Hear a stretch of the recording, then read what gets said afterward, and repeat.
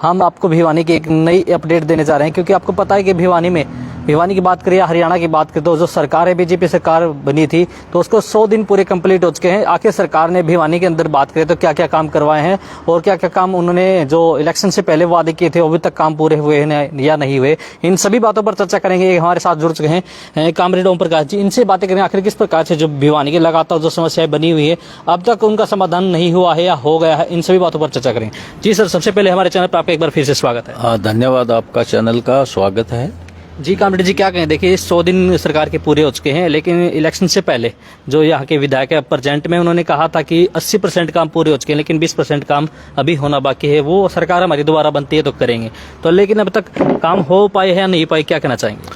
देखिए, पहले भी 80% काम नहीं हुए थे, वो पहले भी कोई सच्चाई नहीं बताई गई। और पीने के पानी की जो समस्या है शहर में, शुद्ध पानी की, वो आज भी ज्यों की त्यों खड़ी है। सीवरेज सिस्टम भी ठीक नहीं हुआ, जगह जगह लाइनें टूटी पड़ी हैं पानी की, सीवरेज की, और वो मतलब खड्डे खोद रखे हैं, पानी भरा हुआ है जगह जगह पे। सिविल हॉस्पिटल के साथ में भी पिछले 2 साल से पानी भरा हुआ 12 फुट में, और वहाँ मतलब दीवार में बैठ रहा है सिविल हॉस्पिटल के।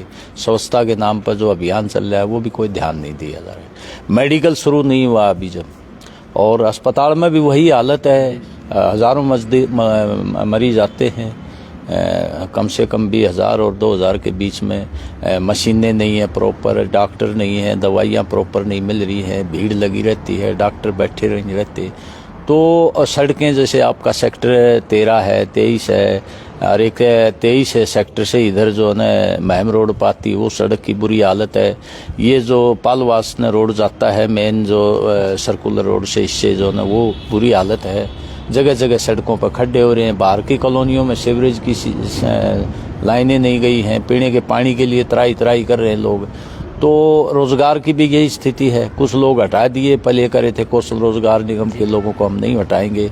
अब वो 4th क्लास में भर्ती हुए थे चतुर्थ श्रेणी में, वो आगे तो वो 250-300 लोगों की छुट्टी कर दी है। जो पब्लिक हेल्थ है, इरिगेशन है, रोजगार के सवाल पर भी भारी भ्रष्टाचार है। आपको मैं बताऊं, बहुत से महकमों में भारी भ्रष्टाचार है, कोई परवाह नहीं है भ्रष्टाचार। कल की ही बात करें तो कल एक पटवारी को गिरफ्तार किया है, 50,000 की रिश्वत ले गए, क्या कहना चाहिए? हाँ बताओ। हालांकि ये जो इस तरह से भ्रष्ट पटवारियों की लिस्ट जो तैयार की है ना, ये तो देखो मैं इसके पक्ष में नहीं हूँ। आप जांच कराओ, कोई आदमी भ्रष्ट है उसकी जांच कराओ, जांच में अगर वो दोषी पाता है तो उसको सजा दो, ये कोई तरीका नहीं है। अब आप ये देखो, पटवारियों से खुद प्रशासन पैसे लेता है। जब भी कोई आयोजन होता है उनके 10,000 15,000 पर पटवारी लगा देता है। अब वो क्या करेंगे? बहुत से पटवारी ईमानदार हैं, उन्होंने बताया कामरेड जी क्या करें हम, कोई दिक्कत आती है तो वो 10,000 रुपये मांगता है तो कहता है वो प्रशासन हमारे ऊपर ये बेगार थोपता है। जब ईमानदारी ऊपर से ही होनी चाहिए, बड़े प्रशासन से, डीसी है, डीसी से ऊपर के अफसर हैं, मंत्री हैं। अब यहाँ 200 करोड़ का घोटाला हो रहा है, बताओ, बीमा क्लेम में। छेमा कंपनी है, पहले जो ने वो क्रॉप कटिंग करवाई थी, उसके बाद कोई गुजरात की कंपनी से सैटेलाइट इमेजिंग से करके 300 करोड़ का नुकसान था। प्रशासन ने भी बताया भाई 300 करोड़ का नुकसान है क्रॉप कटिंग में। 89 करोड़ दिया है, बाकी सारा उड़ा दिया जाए। उसमें बड़े बड़े लोग शामिल हैं।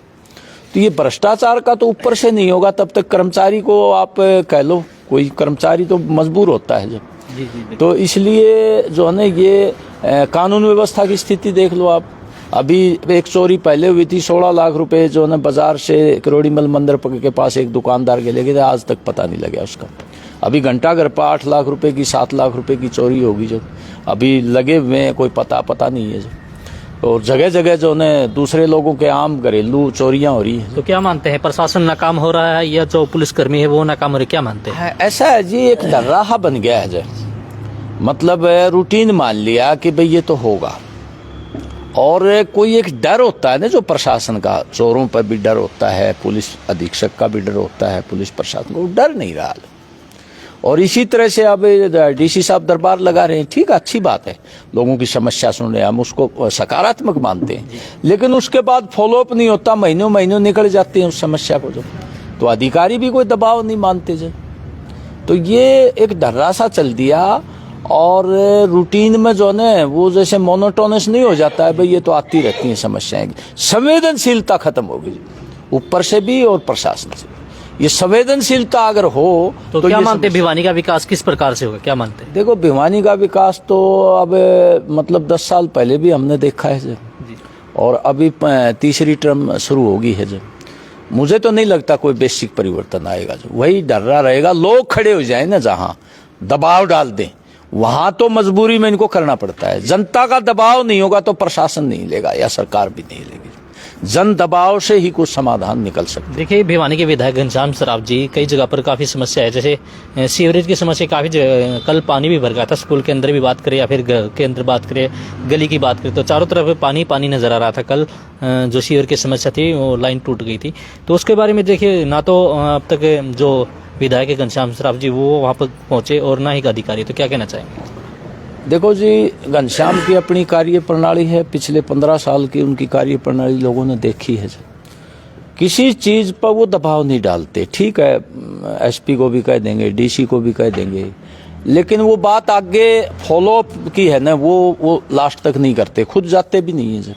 अभी घंटाघर पर जो स्थिति है, दीवार गिरने वाली है हॉस्पिटल की, और पंडित नेकीराम शर्मा तो बहुत बड़े स्वतंत्रता सेनानी थे, उसकी स्टेचू की वो जो 6 महीने से मैंने कंप्लेंट की, उसके बाद भी कोई परवाह नहीं है। वो जो उसको स्टेचू के बाहर जो रेलिंग होती है उसको ठीक करवा दे, तो फॉलोअप नहीं होगा तो बात बनेगी नहीं। जिस संवेदनशीलता के साथ एक रिप्रेजेंटेटिव को प्रशासन पर एक दबाव भी होता है, एक इमेज भी होती है, भाई विधायक ने बोला है, वो बात नहीं है। ठीक है, डर्रा चल रहा है तो उसी हिसाब से अब वो अपनी कॉलोनी जहाँ काटते हैं उनकी प्रायोरिटी ये रहती है भी ये अप्रूव्ड हो जाए, जो ताकि प्लाट और ज्यादा कीमत पे बिक जाए। लोग बताते हैं हमारे को, तो हमारा कोई व्यक्तिगत घनश्याम से कोई द्वेष नहीं है। हम तो बल्कि कोई आदमी कहता है जी घनश्याम के पास चलना है, आप भी साथ चलो, तो मैं चले जाता हूँ। और वहाँ जो उसका बेटा है, उसका जो ये है, वो बहुत आदर करते हैं हमारा, तो कोई व्यक्तिगत हमारी नहीं है घनश्याम से, लेकिन लोगों की समस्याएं हल होनी चाहिए जी। हाँ हाँ, ठीक है जी, ठीक है सर, धन्यवाद। अब किसी भी प्रकार के दर्द से क्यों होना परेशान, जब ऑर्थो चार्ज कैप्सूल हो आपके पास।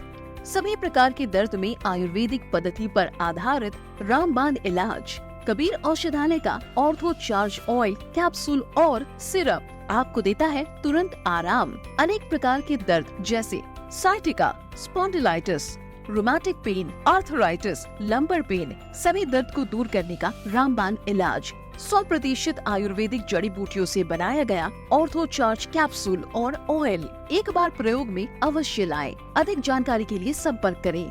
एड्रेस: कबीर औषधालय, सेक्टर 14, सोनीपत, दिल्ली, NCR।